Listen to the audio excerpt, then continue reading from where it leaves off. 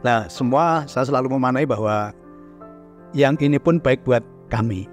Ya, saya dengan anak juga tenang aja, tenang. Yang ini pun baik buat kita sebenarnya. Bahkan para santri, para mentor-mentor saya juga, saya katakan selama ini kamu baru melakukan teori. Apa yang kamu serap dari saya ini kan masih sebatas teori. Ini prakteknya. Bagaimana kamu bisa menyikapi dalam kondisi yang tidak enak, dalam kondisi yang kamu mengalami tekanan dan lain-lain kan. Tanggapi dengan santai, dengan tenang. Karena kebenaran itu tidak perlu dibela. Kebenaran akan membela dirinya sendiri. Karena di balik ini pasti ya banyak berkah yang tersedia di situ. Dan kami alami itu. Di situ saya selalu menjaga kesadaran saya kan. Tuhan terima kasih. Yang ini pun baik buat saya Tuhan. Ini bungkus untuk sebuah hadiah yang jauh lebih besar. Ya, beri aku kekuatan Tuhan untuk selalu berucap syukur dan segera membuka bungkusnya itu supaya aku segera menikmati isinya. Ternyata isinya luar biasa. Mungkin kalau orang tahu isinya mungkin juga mau mengalami, wah aku tak mengalami yang panik aja kalau mereka tahu isinya.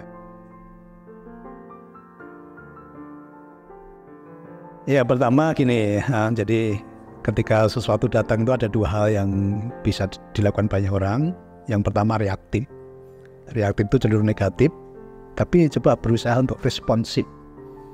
Jadi reaktif dengan responsif itu berbeda. Responsif itu kita terima dulu, kita olah dulu, kita analisa dulu. Dan selalu dalam kesadaran bahwa semua yang datang ke tempat kita itu masih netral. Belum ada artinya apa-apa. Nah sekarang tinggal kita mau kasih arti apa ini. Kalau kita kasih arti ini masalah, ya kan menjadi masalah. Kalau kita kasih arti bahwa ini merugikan kita, ya kita akan rugi. Tapi justru saya rubah itu. Tuhan terima kasih. Ini bungkus Tuhan. Di Bali ini ada berkah yang indah, yang luar biasa yang Tuhan sediakan. Jadi selalu maknai bahwa semua yang datang ke tempat kita itu baik adanya. Baik adanya. Dan Tuhan katakan apa? Aku tergantung persangkaan hambaku. Manusia boleh mereka-rekakan yang jahat buat aku, tetapi Tuhanku sanggup mengubahkan itu menjadi suatu kebaikan. Nah, Tuhan yang demokratis artinya ya aku tergantung perasaan kamu, aku tergantung imanmu, aku tergantung pemanaanmu gitu loh. Jadi Tuhan kita itu punya Tuhan yang luar biasa sebetulnya, sangat-sangat demokratis. Semua, maka saya selalu katakan dengan banyak orang, banyak anggota saya, semua baik adanya. Karena hidup itu perjalanan, ini belum ada artinya apa-apa sebetulnya. Karena tadi tergantung kita memberikan arti apa dalam hidup ini. Dan Tuhan sudah kasih clue-nya kan, aku tergantung persangkaan. Kalau hal ini pun kamu bersangka baik, aku sanggup mengubahkan menjadi kebaikan. Petunjuknya ada, clue-nya sudah jelas itu. Nah seringkali kan banyak orang itu tidak sadar itu loh, menjadi saksi, tapi saksi korban.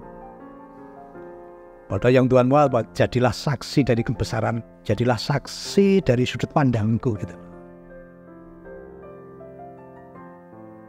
Kalau kita bicara ke dalam ini ya, mindset ya. Jadi pikiran kita itu gini, pikiran kita itu seperti asisten. Jadi apapun yang kita perintahkan kepada pikiran kita, pikiran itu akan mencarikan jalan sampai ketemu jawaban gitu. Karena tadi saya perintahkan ke pikiran, tenang pikiran ya, yang ini pun baik buat aku. Di balik semuanya ini ada berkat yang disediakan Tuhan. Dalam hal ini pun ini caraku untuk aku menaik level yang lebih tinggi. Jadi kan otak saya perintahkan itu. Jadi ingat-ingat ya, otak itu seperti asisten. Dia akan mencarikan jalan. Apapun yang kita perintahkan ke otak sampai ketemu jawaban. Maka sumber kekayaan paling tinggi adalah di mana? Di otak kita ini. Ya, ini daya kreativitas ilahi yang tanpa batas. Nah, seringkali kita ini kan bicara hal-hal yang wajar, yang hal yang sifatnya biasa-biasa saja. Sementara otak kita ini punya kemampuan yang luar biasa, tapi seringkali kita hanya bicara tentang kebanyakan orang gitu loh. Coba Elon Musk, kita sebentar masih bicara ribut tentang ideologi, tentang pengajaran agama dan lain-lain. Sementara Elon Musk sudah berpikir apa? Kehidupan di Mars. Dan ternyata bisa. Artinya otak kita ini punya kemampuan yang unlimited.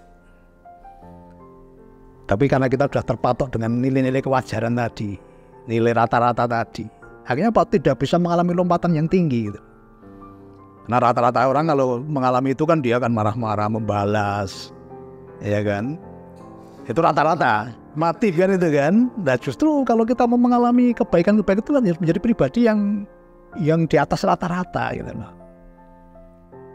Maka kalau selama ini banyak orang melihat saya dari YouTube tentang pengajaran-pengajaran secara lisan, nah kemarin prakteknya Pak. Kemarin prakteknya. Banyak orang, maka ada kata-kata apa? Banyak yang dipanggil tapi sedikit yang terpilih. Dan orang-orang yang mengalami kehidupan yang di atas rata-rata itu porsinya sedikit, 5%. 5%. Kemarin di atas itu kan, kekayaan 5% penduduk dunia itu sama dengan kekayaan 95% penduduk dunia.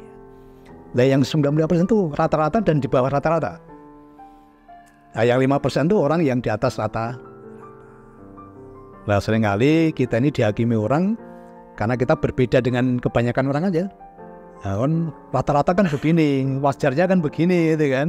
Nah justru ketika ada orang melakukan yang di luar kewajaran tanda kutip bagi mereka, ini dianggap aneh, dianggap menyimpang. Jadi seringkali kita tuh dihakimi orang karena kita berbeda dengan yang lain itu, pengadilan opini. Karena kita berbeda dengan mereka. Padahal kalau mau menjadi pribadi yang luar biasa, harus berbeda dengan yang biasa. Dan yang biasa ini porsinya lebih banyak daripada yang luar biasa.